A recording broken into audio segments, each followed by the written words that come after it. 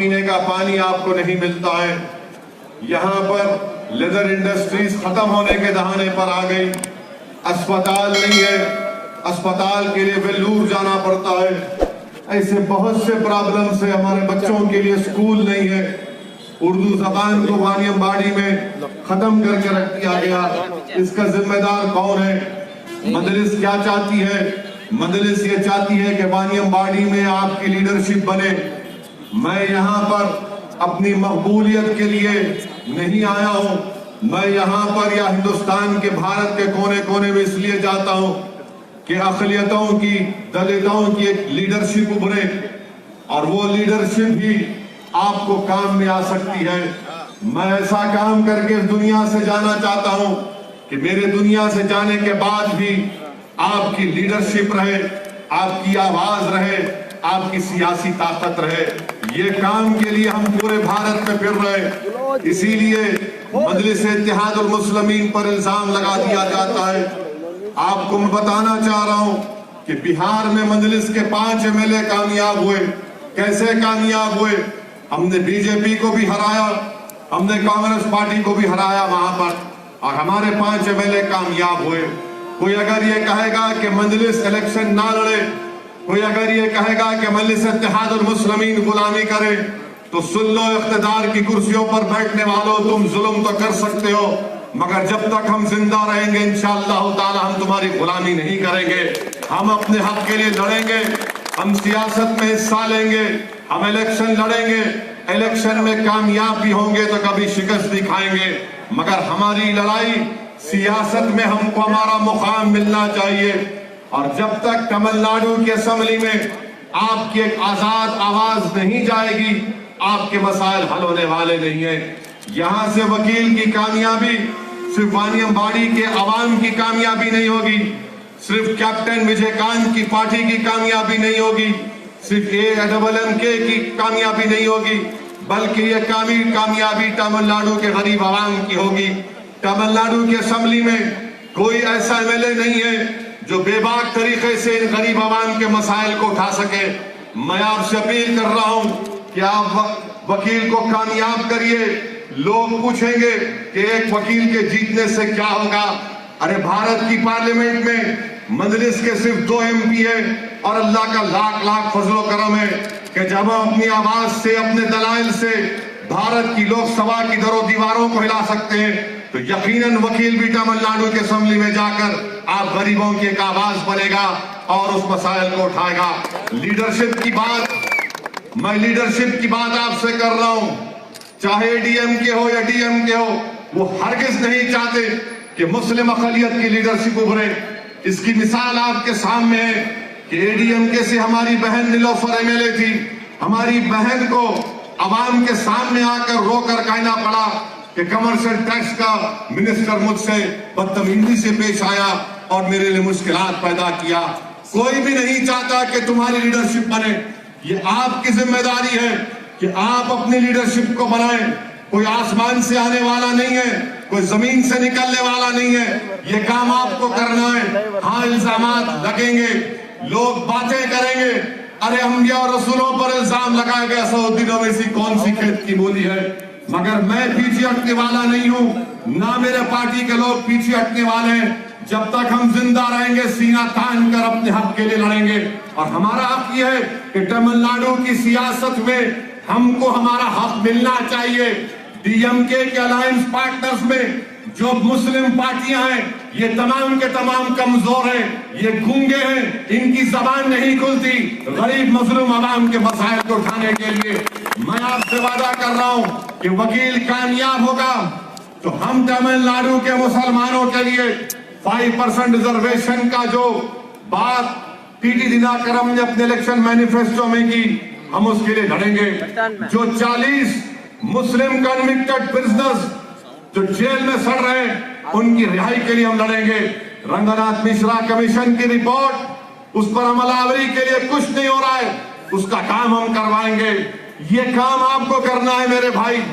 آپ تمام کو مل کر ایک ہو کر اپنے ووٹ کا استعمال کرنا ہے.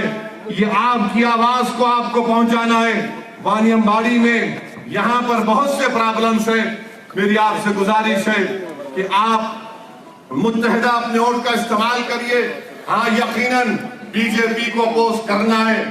बीजेपी फैशिज्म को प्रमोट करती है, बीजेपी सेकुलरिज्म को बर्बाद करती है, बीजेपी मुल्क की प्लुरलिज्म और डाइवर्सिटी को बर्दाश्त नहीं कर सकती है, और यही काम नरेंद्र मोदी कर रहे हैं। इंशाअल्लाह ताला मुझे यकीन है कि ये तमाम इनके कारनामे सियासी तौर पर इनका खातिमा होगा। वो वक्त करीब है, मगर याद रखिए, बीजेपी को हराने के लिए सिर्फ हमको आकर आप कहेंगे कि आप अपना वोट डिवाइड होने मत दो। अरे तुम्हारा वोट कहाँ गया बताओ? हम क्या तुम्हारे गुलाम हैं कि तुम्हारी गुलामी करते रहेंगे? वोट सिर्फ तुमको डालते रहेंगे।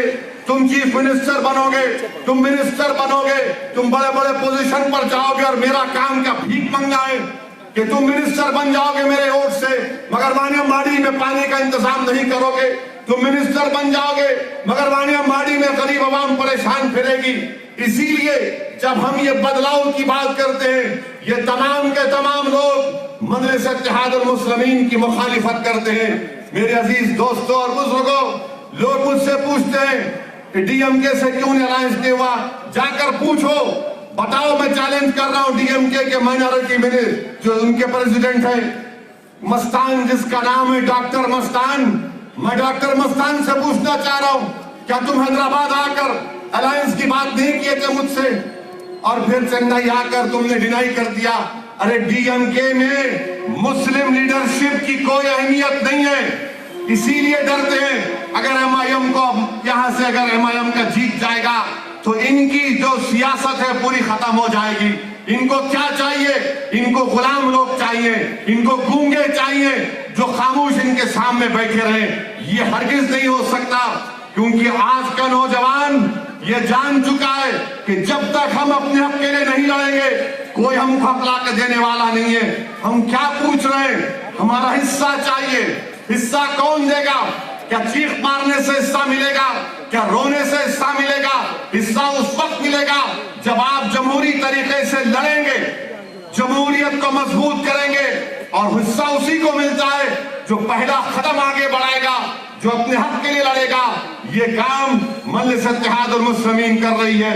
इसीलिए मैं आप तमाम से अपील कर रहा हूं कि उम्मीद के ऊपर वोट दीजिए, खौफ की बुनियाद पर हरगिज़ वोट मत दो। आप डर की बुनियाद पर वोट मत दो। कब तक डर डर कर वोट देंगे हम? क्या हम मोदी से डरते? नहीं डरते। क्या हम बीजेपी से डरते? नहीं डरते।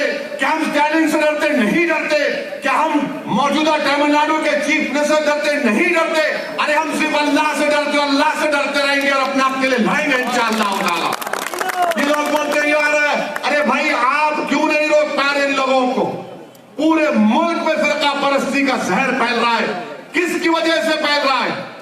क्या आपने डीएमके के इलेक्शन मैनिफेस्टो पढ़ा कि जो इबादत गाहों को जाएगा काशी और मथुरा को उसके 25,000 1 लाख रुपए? ये अन्ना और पेरियार की सरजमीन है, यहां पर इस तरह की बात की जा रही है। इसीलिए मैं आपको बता रहा हूं कि ये मौका, तारीखी मौका आपके पास आया है। अपना एक एक वोट का इस्तेमाल करिए और वानियम्बाड़ी के डेवलपमेंट के लिए, वानियम्बाड़ी की कामयाबी के लिए मेरी आपसे इल्तिजा है कि 6 तारीख के दिन आप आपके बेटे, आपके भाई को कामयाब करिए। इंडियन यूनियन मुस्लिम लीग के कैंडिडेट साहब फिर नहीं सकते, उनको वानियम्बाड़ी कुछ नहीं मालूम, इतना मेरे को मालूम वानियम्बाड़ी के बारे में। इधर क्या हो रहा कुछ नहीं मालूम, खाली इधर आए चले गए दूल्हे भाई की तरह। इंडियन मुस्लिम लीग में क्या है बताइए आप? कहां गए वो लीडरशिप बनात वाला साहब रहमतुल्लाह अलैह? कहां गए वो सुलेमान सेठ साहब की लीडरशिप? कहां गई वो बातें उन लोगों की? आज सिर्फ आप अलायंस करके इनके खामोश बैठे रहते हैं। मैं आपसे फिर से अपील कर रहा हूं कि अपनी पॉलिटिकल लीडरशिप को मजबूत करिए, अपनी आवाज को मजबूत करिए। यहां से वकील की कामयाबी इंशाअल्लाह ताला, बीजेपी के फैशिज्म की डिफीट होगी। वकील की victory will be a defeat of fascism of BJP and opportunism of DMK. I appeal to all of you that please come out in large numbers and for the development of Waniyambadi, to protect secularism, to create your own organic leadership from the ground. It is very important for the problems to be solved of Vaniambadi. People of Vaniambadi should come out and vote in favor of Mr. Vakil.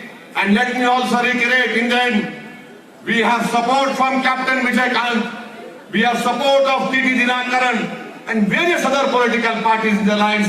I hope and I expect that inshallah ta'ala, with your help and support and duas, we will be victorious and will create a new political history in Vaniambadi inshallah. Assalamu alaikum wa rahmatullahi wa barakatuh.